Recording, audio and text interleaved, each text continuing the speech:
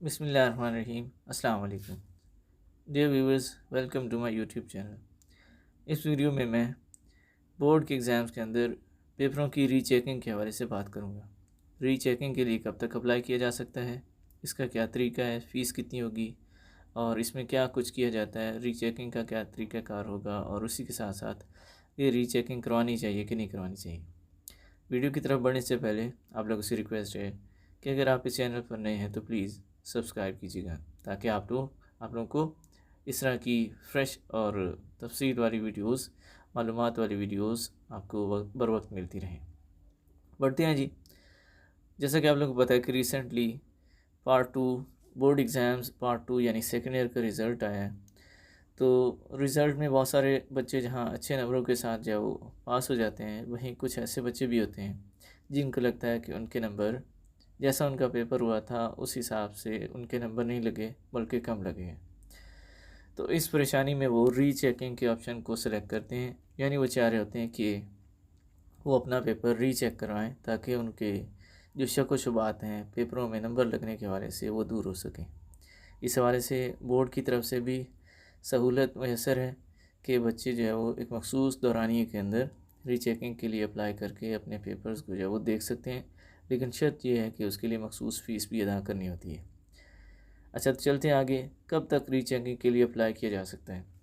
Result आने के 15 दिन के अंदर अंदर रीचेकिंग के लिए अप्लाई किया जा सकता है। जैसे आप लोगों को पता है कि रिसेंटली 4 सितंबर को सेकेंड ईयर का रिज़ल्ट आया, तो 19 सितंबर तक अप्लाई किया जा सकता है रीचेकिंग के लिए।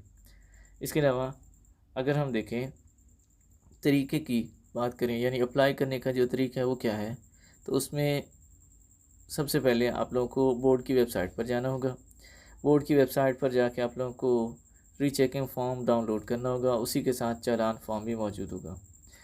चालान फ़ॉर्म फ़िल करके बैंक में फ़ीस जमा करवानी होगी, और उसी के साथ साथ जो है वो ये चालान फ़ॉर्म और फ़ी वाला जो दूसरा फ़ॉर्म और चालान फ़ॉर्म दोनों को आप जो है वो बोर्ड में जमा करवाएंगे। बोर्ड 1 या 2 हफ्तों के अंदर अंदर आपको बुलाएगा और आपके जो मतलूबा पेपर हैं वो आपको दिखाए जाएंगे। इसके बाद फ़ीस का मामला, यानी फ़ीस कितनी है। एक पेपर की फ़ीस 1200 रुपये है। इस हिसाब से आप जितने पेपरों की रीचेकिंग करना चाह रहे हैं, 1200 के हिसाब से आप लोगों से जो है वो फ़ीस वसूल की जाएगी।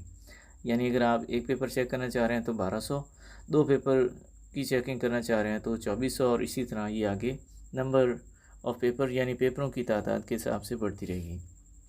इसमें एक चीज़ और भी जो आप लोगों के लिए फ़ायदेमंद साबित हो सकती है, वो ये है कि अगर आपके रीचेकिंग में नंबर बढ़ जाते हैं तो ये जो फ़ीस है ये आपको वापस कर दी जाती है। यानी इसके बच जाने के चांसेस उस सूरत में मुमकिन है जब आपकी जो रीचेकिंग है वो कामयाब रहती है और उसमें आपके नंबर बढ़ जाते हैं।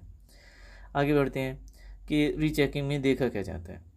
सबसे पहले देखा जाता है कि मारूज़ी के नंबर टोटल में शामिल हैं कि नहीं। दूसरे नंबर पर देखा जाता है कि पेपर का कोई हिस्सा ऐसा तो नहीं है जो अनचेक रह गया हो। तीसरा, ये देखा जाता है कि तमाम सवालात चेक हुए हैं और चेक होने के साथ साथ उनके नंबर भी लगे हैं कि नहीं लगे। और आखिर पर रीकाउंटिंग की जाती है। अगर किसी सवाल के नंबर रह गए हों या काउंटिंग की गलती हो तो उसे दुरुस्त कर दिया जाता है। इसके अलावा अगर कोई सवाल ठीक लिखा हुआ है और उसके सही नंबर नहीं लगे, कम लगे हैं, कोई सवाल गलत लिखा हुआ है उसके नंबर ज़्यादा लग गए हैं, तो इस हवाले से कोई मज़ीद तब्दीली नहीं की जाती। यानी अगर आपका सवाल सही भी है, उसके बावजूद चेकिंग में आपको नंबर कम मिले हैं, तो इस रीचेकिंग में वो नंबर आपके नहीं बढ़ सकते। नंबर सिर्फ इस सूरत में आपके बढ़ सकते हैं कि कहीं काउंटिंग में आपके जो नंबर हैं वो रह गए हैं, वो नहीं लगे, या फिर कोई सवाल चेक नहीं हुआ तो उसके चेक करके नंबर लगा दिए जाते हैं। इसके बाद आगे बढ़ते हैं।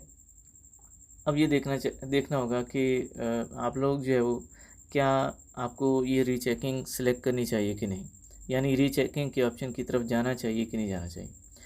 तो जो मेरा तजुर्बा है उसके मुताबिक रीचेकिंग में कामयाबी के जो चांसेस हैं वो बहुत कम हैं, और वो कितने हैं, 2 से 3% हैं।